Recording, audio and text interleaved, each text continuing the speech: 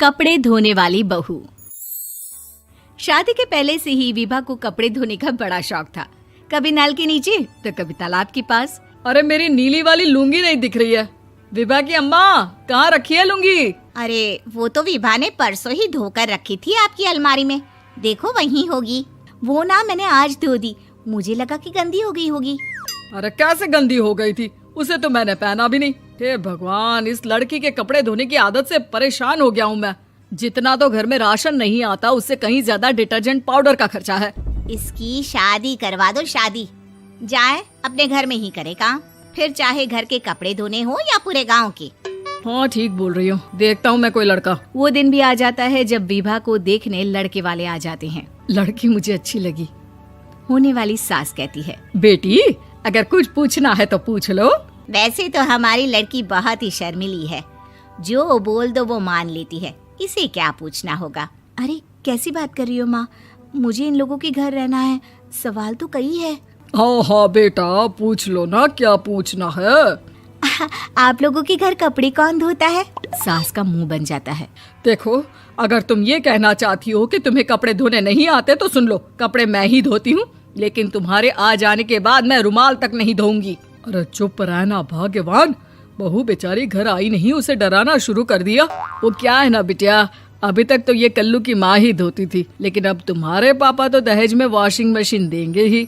तभी विभा की माँ बोल पड़ती है, सवाल भी पूछा तो क्या। वैसे भाई साहब, मशीन की तो फिर भी कपड़े धोने की कैपेसिटी होती है। मतलब जो बिटिया दे रहे हैं ना विभा, इसे कपड़े धोने का बहुत शौक है। ये आप लोगों के क्या, आस पड़ोस गांव मोहल्ले सबके कपड़े धो दे और उफ तक ना करे। बाहर देखा नहीं आपने कितने कपड़े सूख रहे हैं? सब हमारी बिटिया ने ही तो धोए हैं। बस भी करो ना माँ, शर्म आ रही इतनी तारीफ सुनकर। और तो और एक दाग निकाल कर दिखाओ तो मान जाऊं। हाँ अच्छा, माफ करना बेटा, मैंने गलत समझा। हमें तो रिश्ता बहुत पसंद है। और ऐसे जुड़ जाता है रिश्ता कपड़े धोने का शौक रखने वाली विभा का। उसकी शादी हो जाती है कोयला फैक्ट्री में काम करने वाले कल्लू के साथ। शादी के बाद अचानक विभा चिल्लाती हुई सास के पास आती है। सासू माँ, अरे सासू माँ कहाँ है आप? ये तो धोखा है, धोखा दिया आप लोगों ने मुझे। इसे ससुर के चक्कर के बारे में पता चल गया। अरे तो उसमें तुझे क्यों धोखा मिला है? अरे नल में पानी नहीं आता, कपड़े कैसे कब धुलेंगे?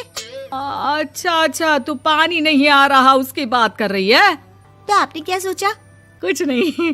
अच्छा, तेरी माँ ने कहा था कि कपड़े धोने का शौक है तुझे, याद आया मुझे। शौक बोलकर कपड़े धोने वाले मेरे जुनून को कम ना आके सासू माँ, कपड़ा धोना मेरा गुरूर है। तभी पति भी वहाँ आ जाता है। अभी मैंने इसे सनी देओल की फिल्म दिखाई है, उसी के डायलॉग मार रही है माँ। अच्छा सुन, साफ साफ बता रही हूँ, पानी सुबह 4 से 6 और शाम को 10 से 12 आता है, समझी? विभा टाइमिंग सुनकर हैरान हो जाती है। ये क्या भूतों का मोहल्ला है? सुबह 4 बजे उठकर कौन कपड़े धोता है? 4 बजे टंकी में पानी जाता है, फिर सारा दिन धोना ना, किसने मना किया? अरे कैसी बात कर रही हैं? 200 लीटर की टंकी में कितने कपड़े धो लूंगी मैं? सुबह ही उठ जाऊंगी मैं। अब क्या था, विभा सुबह 4 से लेकर रात के 12 बजे तक कपड़े ही धोती रहती। एक रोज सास पड़ोस से निकलकर कहीं जा रही होती है कि साथ वाली कहती है, हाँ कल्लू की माँ, जरा ये बताओ कि 2 साड़ी है, 2 ब्लाउज और एक पेटीकोट और एक नाड़े वाला लंबा कच्छा। हाँ तो? अरे तो क्या, कितना लोगी धुलाई ये बताओ। धोबन दिख रहे हैं हम क्या? हमारे पति सरकारी नौकरी से अभी रिटायर हुए हैं और बेटा सुपरवाइजर है कोयला फैक्ट्री में। धोबन समझ रखा है हमें? हाय रे कल्लू की अम्मा, माफ कर दो, वो तो मोहल्ले में यही सब बता रहे थे कि तुमने बहू को कपड़ा धुलवाने के काम में लगा दिया है। सास को पड़ोसन की बात सुनकर गुस्सा आ जाता है। वो घर पहुंचती है जहां घर के बाहर ही इतने सारे कपड़े सूख रहे होते हैं जितने कि किसी धोबन के घर पर। अरे ओ कल्लू की दुल्हन, बाहर निकल। माँ जी यहीं आ जाओ, बाथरूम में चादर धो रहे हैं हम। अरे अभी हम धोते हैं, तुमको बाहर निकलो। ये आस पड़ोस वाले बोल रहे हैं कि हम बहू से कपड़े धुलवा कर उसे कपड़ा धोने वाली बना दिए हैं। अरे छोड़ो ना माँ जी, किन लोगों की बातों में आती हो? आस पास के लोगों का तो काम ही होता है कि वो किसी तरह सास बहू को लड़ा दे। बहू सारे घर के कपड़े धोती है, ये क्या कम है? बोलिए। सास को भी लग जाता है कि वो बहू का ये सनकीपन नहीं छुड़वा सकती, इससे अच्छा है कि खुद ही चुप हो जाए। एक रोज सास और बहू मंदिर जाते हैं, जहाँ सास की साड़ी वहाँ खड़ी भीख मांगने वाली से मिलती है। माँ जी क्या बात है, आपकी साड़ी उस भिखारन से कितनी मिल रही है ना? हाँ हाँ देखो तो, दोनों की साड़ी मिल रही है। क्या बात है कल्लू की अम्मा, तुम खुद को तो अफसर की बीवी बताती हो और ऐसी सिंपल सी प्लेन साड़ी पहनकर घूमती हो। सिंपल और प्लेन नहीं है ये साड़ी। तो क्या सोने के धागे से फूल बने हैं? कुछ भी सासू माँ, कुछ भी। हाँ बने थे इस साड़ी में सोने के धागे से फूल। मेरे पति लेकर आए थे मद्रास से स्पेशली मेरे लिए 10,000 की।